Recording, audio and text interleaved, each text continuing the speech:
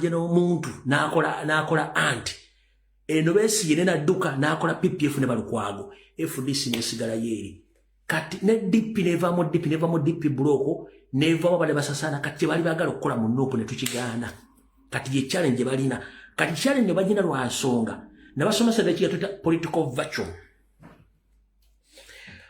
virtue gwe muwato gobyo bufuzi ogusigala osinga abagenda okujja government baweddemu amaanyi omuntu omala asobola okuvayo n'atwala ekifo kyagulanya kitwala kati bano baali balowooza nti bagenda kwekozesa omukisa guno seniority yaabwe ne respect ne integrity under the influence and the funding of the government okusanyawo kyagulanye kati bakikoze mu busungu one tebakyalina base sente zibaweddeko wano ku TV bagenda bakusomesa ekintu kirala in practical bakola kirala kati bagenda sanga challenge nti Ovuma National Platform ekibiina kyokka mu opposition mu Uganda ekibiina kyokka mu Uganda ekirina well established headquarters nga kina well organized structures ne well funded and protected offices across the country China chapters Bulaya China ba funders nga bali loko both ne ku international level nga baje bali kati bano basanje challenge eyo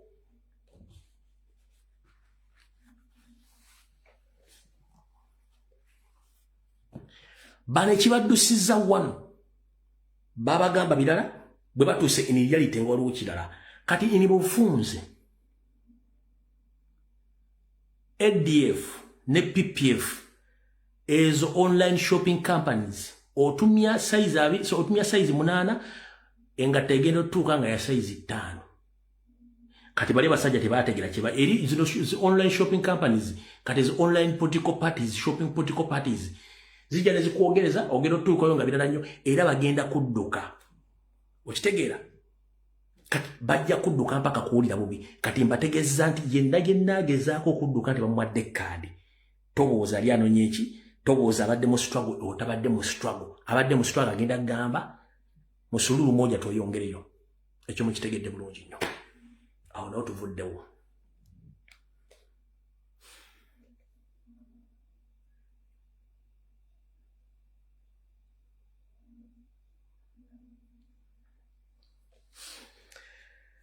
kati waliwo omwami bamuyita oba mwogezi wa NRM oba Lawrence Mulindwa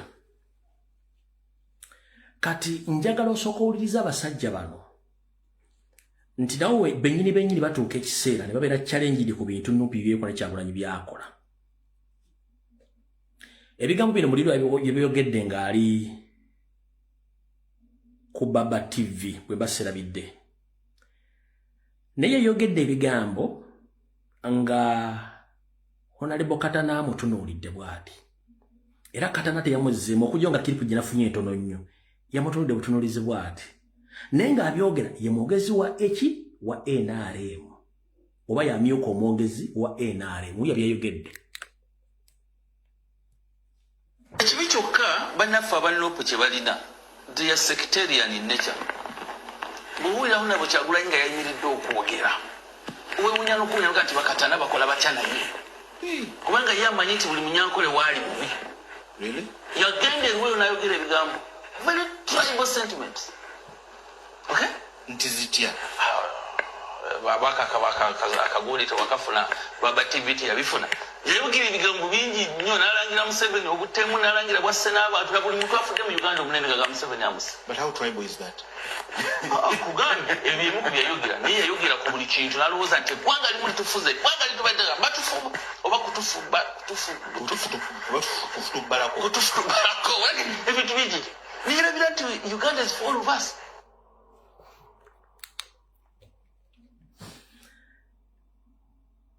ngenda kakwatamu wabula njaga owulira Honorable Katana nga ayina obuntu bw'asuulamu ng'aseka ne yeewuunya n'atamuddamu kyenjagala ofukasingeko ennyo kati Lawrence Mulindwa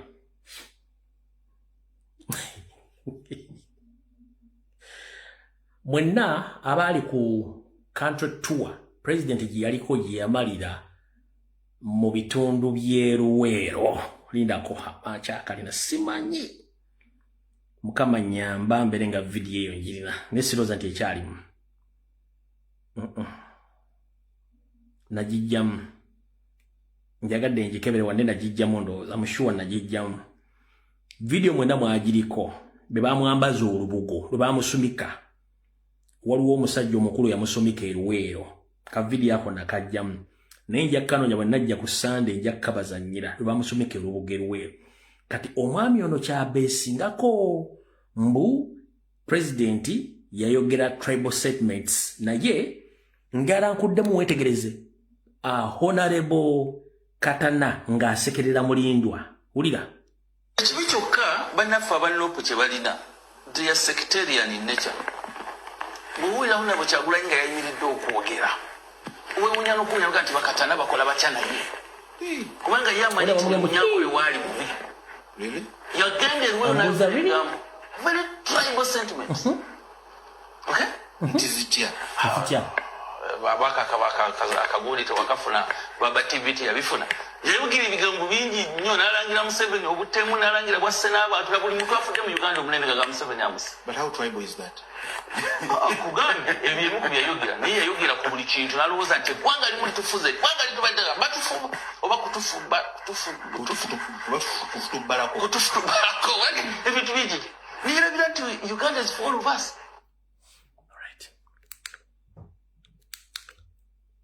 Mukulu mulindwa ogwo omutego ogusalako ne gugwako enviiri kansule nti obwongo buba tebuweddemu nabwo ate kansule nti omutego osazise ekkubo n'okuvugisa emmotoka otuuka emirimu gy'okola okuwangaala bwotyo vidiyo tugina ku mutimbagano ebigabo byayogera byabitegeeza baganda talumbangako munyankole atavumako munyankole. First and foremost ogenze n'ogamba nti yagamba Museveni yassa awambye abantu njala kusooka kubuuza mayibu wagira sitaani ofuukira ddala sitaani mukulu mulindwa osobola otubulira ekitundu ekyafiiriddwamu abantu mu Uganda nga Buganda osobola otubulira ekitundu ekyafiiriddwamu abantu abangi mu Uganda nga Buganda nga kwotadde n'amambuka osobola otubulira ekitundu ekyo wano ba individu basse bangi nnyo tetwagala kuzzaayo wabula njagala kutukuwako confessions ezimu Museveni ze yeekolera bwe yatta Zebula Mando yagamba ati I'm very sorry those are my boys. He's very sorry those are his boys. Mando Zebula bamupya Mando yagamba ali very sorry nnyo batabani be babikoze tukuwaddeko kye yakola confession just kye yakola confession kuwaddeko target yemu. Those are my boys. Yora kungaba bataka wesa bava Europe. Nkuwaddeko just example.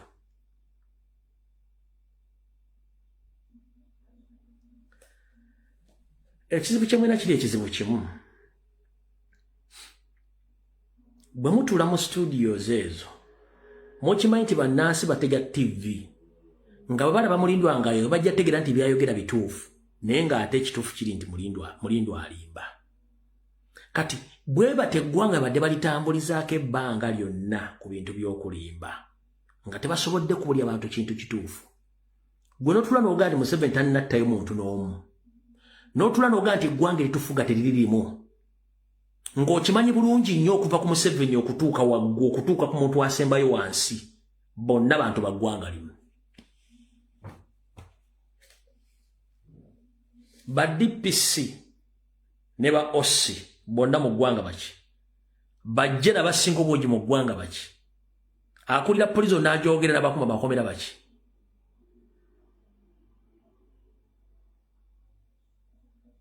kubuuza soma kabineti ya okuva ku Museveni otuuka ku asembayo mulimu abaganda bameka?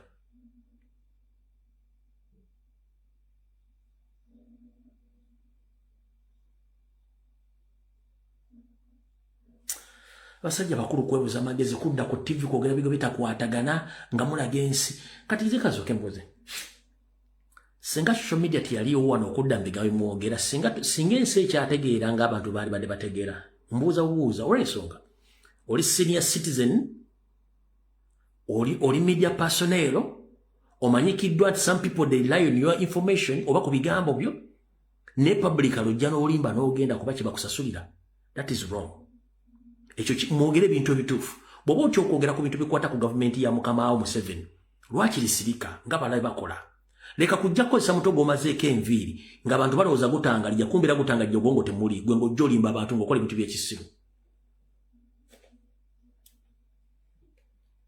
tubadde mu struggle wano kuva 2019 abaana baffe babasaba bamazeewo ani abadde abatta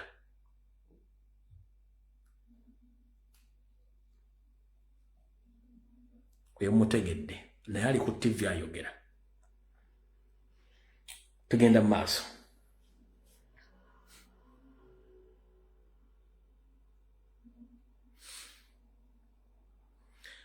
kati Mr. President eno message mbadde njirabye nadde nagiteeka wali mu mboozi gye mbavuddeko ndyoke nzijje kuwona omusajja buno obubaka babumpadde mbu kugamba Mr. President bangambye mbusome bwe nti nkulamusizza nnyo comrade olaba bulijjo kye nkugamba ekiri mu Wakiso kati leero Tuesday ssaawa 4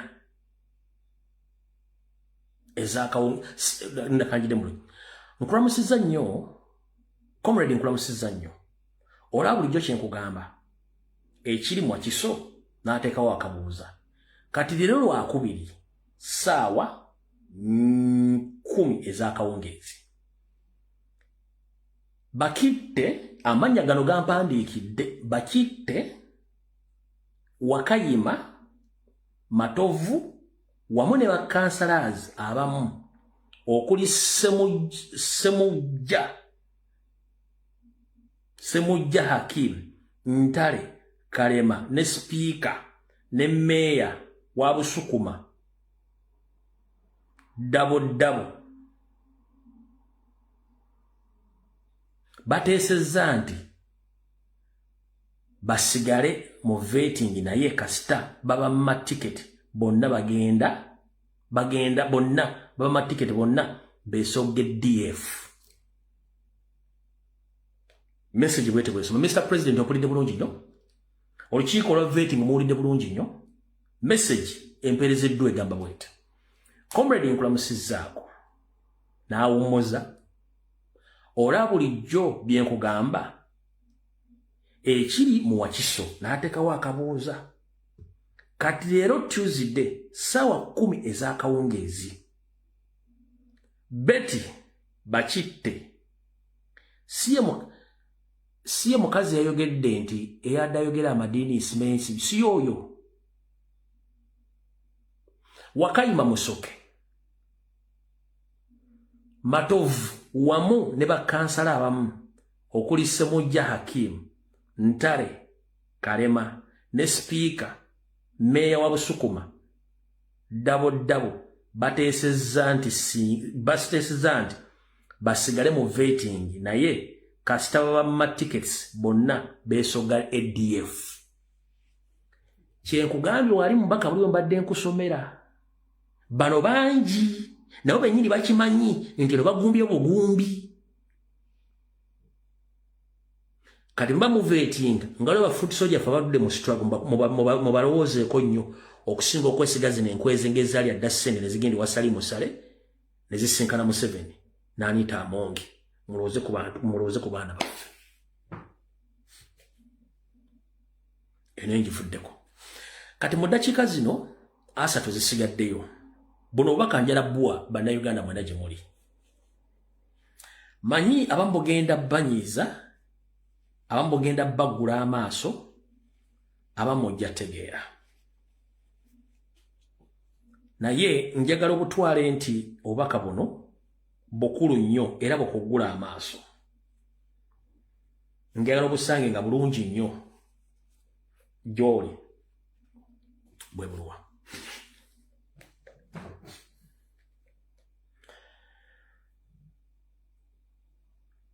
ekikuyisa munnayuganda kubanga ozalibwa mu Uganda. Ekikuyisa munna Uganda kubanga ozalibwa mu Uganda. Bw'ogenda mu nsi endala yonna bakuyita foreigner oba immigrant. Era okubeera mu nsi eyo olina emitendera gy'oyitamu okufuuka munnansi omutuuze w'ensi eyo. Wabula nkugamba ebintu bigenda bikyuka mpola mu nsi zonna okuli ku lukalu lwa Africa ne mu nsi z'amaguluberu ebintu bigenda bikyuka bitya. Ndi wano okutegeeza ekitongole kyali kirwanira eddembe ly'abantu bonna abondabonda ekya UN njala kugamba ndoza 70% tekikyaliwo. Gamateeka weegali, but UN doesn't exist anywhere. It's upon that country under the Ministry of Internal Affairs via migration kati bagezaako kozesa amateeka ago. Njagala ompulirize. 70% UN doesn't exist. 30% esigaddewo ensi ezo zikozesa amateeka ga Geneva Convention nga bayita Ministry of Internal Affairs ne migration okugezaako okuwa abantu kye bandibadde bafuna ekitonotono. Kati ensi zigenda zikyusa amateeka gaazo eri abagwira. Nyongera okujjukiza nti ensi z'Abarabu tezigaba asylum era tezina ba refugee.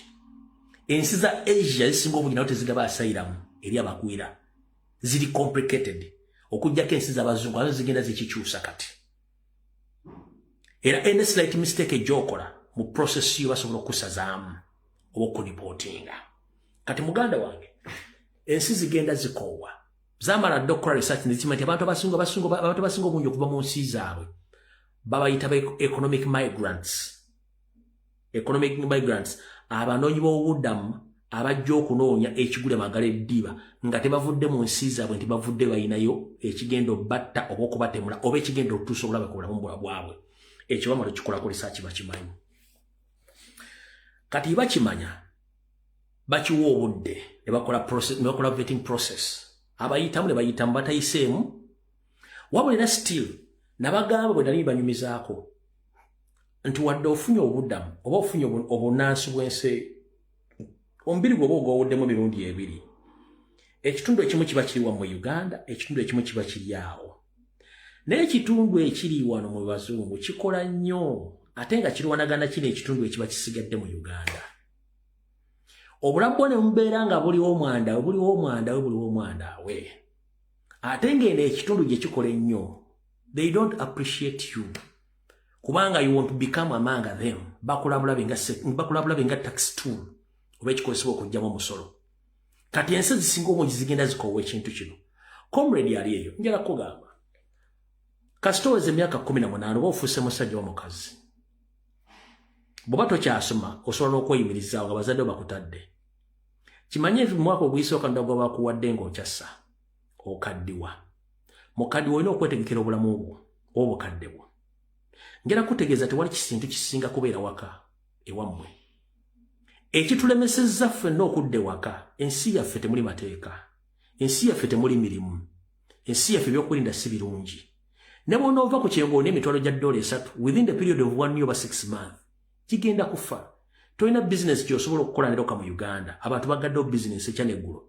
Mulakati ku social media platform batunda amataka, batunda properties zaabwe. Not teri muntu atunda kintu nga akizimba akyagala. Nkiddamu. Teri muntu ateeka nnyumba yo katale nti agitunda, yagizimba agyagala. He or she invested money in that property. But there is a reason as to why atunda property. Emessage ndala waliwo omuntu yawandiise ng'awandiika obubaka buno nga bagamba nti bugenda wa president naye nga babuyisizza mu mukulu Fred Lumbuye nga kuliko list n'amannya g'abantu bo abagambye nti kababeerewo mu vetting. Naye mbu singa banaabanga tebabawadde kaadi bajja kuba nga beesooga ADF. ADF fenna tugimanyi ya mukulu Mathias Mpuuga. Ono wagambidde nti awo kiba kikulaga nti abo be bantu abaliyo mu kibiina kya NUP nenga siba NUP. Be bantu abajja nga nti kugendayo nti kangende nfune kaadi naye nga in actual sense si waayo.